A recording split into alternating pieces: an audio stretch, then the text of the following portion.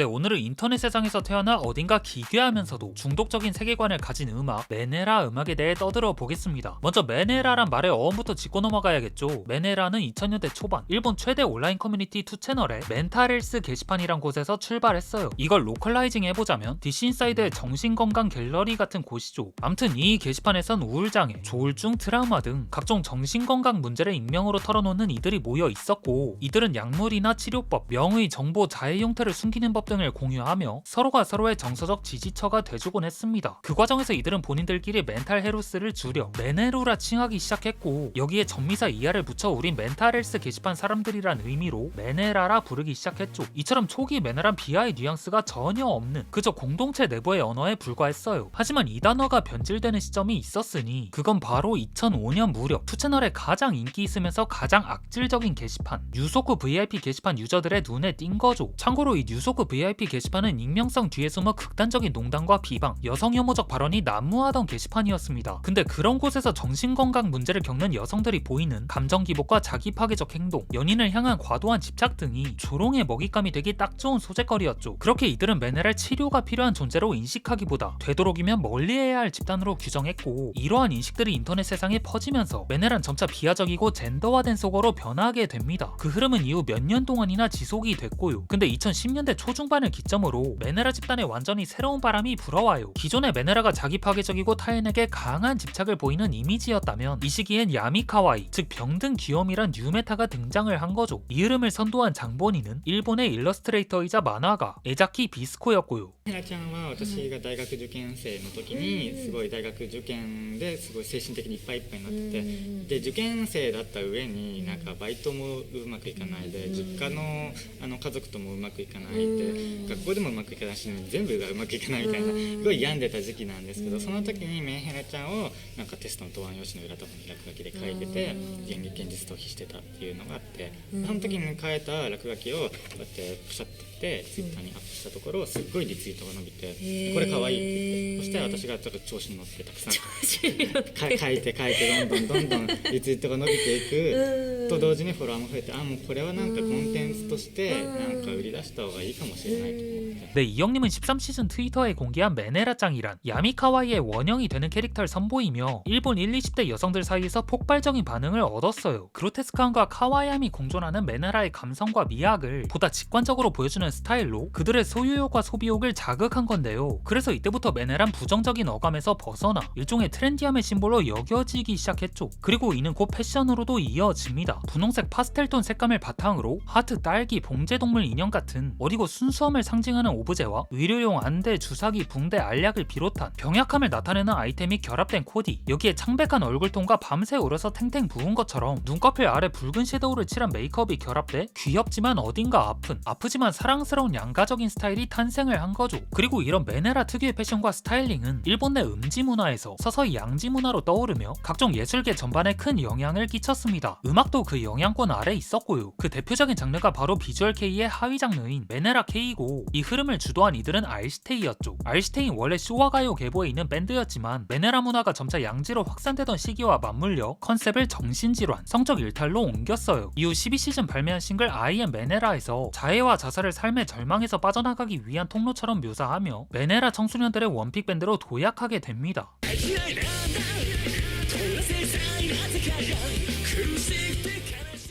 이들은 후속작에서도 메네라 컨셉을 유지하며 손목긋기 안무를 만들고 공연장에서 관객들이 함께 따라하도록 유도했어요. 그렇게 이 퍼포먼스는 메네라 K에서 빠질 수 없는 대표적인 안무가 됐고 장르 전체 시그니처로 자리 잡게 되죠. 물론 일각에선 이를 두고 자해 행위를 미화하거나 조장한다면서 그들의 행위를 자제시켜야 한다고 비판하기도 했습니다. 솔직히 일반인의 관점에선 쉽게 납득이 안 되는 그런 퍼포먼스이긴 하니까요. 근데 메네라 K씨 내부 팬덤은 이런 안무가 오히려 내 상처를 있는 그대로 바라봐주고 인정해준다면서 이런 피상적인 위로보다 정서적 안정감을 높이는데 훨씬 효과적이었다 해요. 이처럼 컬트적인 인기를 얻은 알시테이의 성공, 그리고 씬 바깥에서 이루어진 메네라 문화의 양지화는 유사 컨셉 밴드들을 양산했어요. 그렇게 씬은 2010년대 중반부터 약 2019년까지 호황기를 누렸고 최근에 서구권 팬덤도 유입이 되면서 시장 규모가 글로벌 단위로 확장되는 추세랍니다.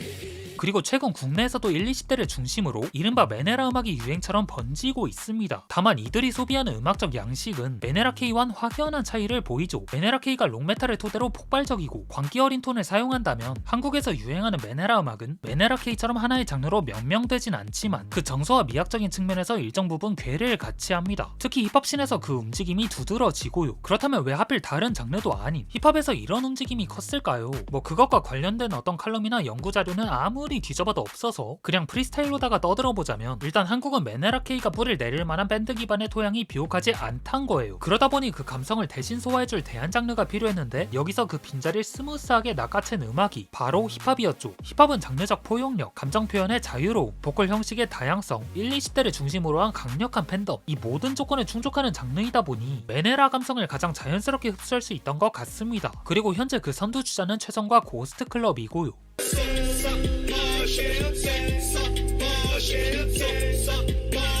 이제는 안 될 것 같아 이번이 처음이자 나 씨발 약값이나 실컷 벌고 싶었어 애들 밥이나 잘 사주고 싶었던 건데 태어나서 이렇게 돈 내가 싫어서 확실히 한국에서 유행하는 메네라 음악은 메네라 K의 보컬 운용 방식이나 사운드 및 프로덕션과는 분명 차이가 느껴지지만 그 정서적 DNA는 보존이 꽤나 잘 됐습니다. 앨범 아트웍에서부터 이미 음습하고 축축한 메네라 특유의 향기가 풍겨 나오고 가사 또한 이성에 대한 집착, 우울, 자기 파괴 같은 테마를 중심으로 하면서도 일상적인 단어를 독특한 방식으로 처리하며 묘하게 삐뚤어진 감정을 만들어내죠. 그러면서 사운드적으로는 로파이함과 약간 퍼지는 악기 질감으로 몽롱한 분위기를 자아내고 트랩, 인디록, 사이키델릭 등등 힙합과 그 외의 장르들이 혼합되며 단순히 랩 힙합이란 라벨링으로 규격화하기 어려운 혼종적인 장르란 점이 한국형 메네라 음악의 특징이라 할 수 있습니다. 그리고 최성과 고스트클럽이란 메네라 음악 초입을 지나 좀 더 지하 던전으로 내려가다 보면 적색밴드 츠쿨, 루루, 린닌 같은 분들을 만나보실 수 있는데 이분들 역시 메네라력이 만만치 않은 음악을 아주 극단적인 형태로 구현하시곤 하죠. 같은 꿈을 꾸던 친구 나와 조금 달랐고 방문을 세게 닫고 나를 가둬버렸어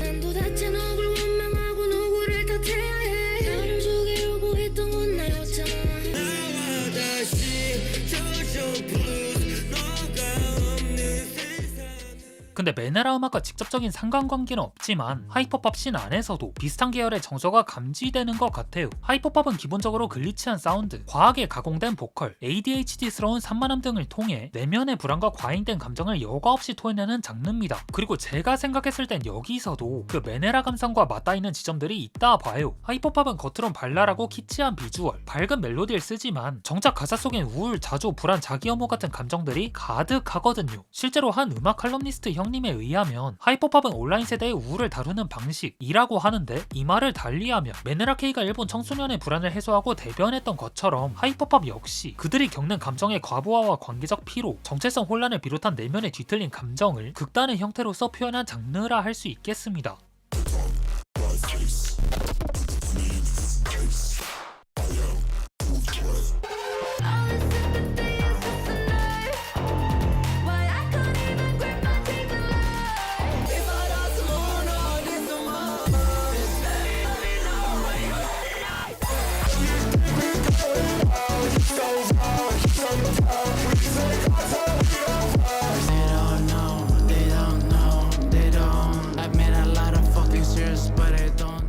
국내에서도 비슷한 동향이 나타나고 있죠. 빽빽한 랩과 진정성 있는 가사로 정통 힙합의 문법을 따르던 EK는 의식의 흐름대로 흘러가는 가사와 짧게 끊어치는 랩 스타일로 변신에 성공하며 자신의 감정을 보다 1차원적이고 적나라한 형태로 풀어냈고, 에피는 사크레라의 전형적인 여성 래퍼에서 킴제이의 탄탄한 프로덕션에 발판 삼아 우울한 감정을 키치한 매력으로 승화시켜 여성 래퍼 1티어 자리에 올랐죠. 그리고 시스템 서울은 다양한 소스에서 끌어온 노스텔지어를 자극하는 무단 샘플링 기법과 전 애인을 향한 강한 집착을 담은 가사로 현세대 음악 집단의 감수성과 추구미를 보여줬으며 보컬 중심의 음악을 고수하다가 사운드 중심으로 음악의 터전을 옮긴 시오는 인터넷 세대가 겪는 내면의 혼란을 DIY 정신으로 빚어낸 맥시멀리즘 프로덕션에 쏟아내며 마치 보컬의 폭발적인 에너지를 사운드로 이동시킨 듯한 음악을 구현해냈죠. 눈치 안 볼래 재미있게 놀래 재미 좀 볼래 재미 좀 볼래 그렇게 보지마 다시 물어볼 수도 없지 너랑 나 무슨 사이 100번 말을 삼키지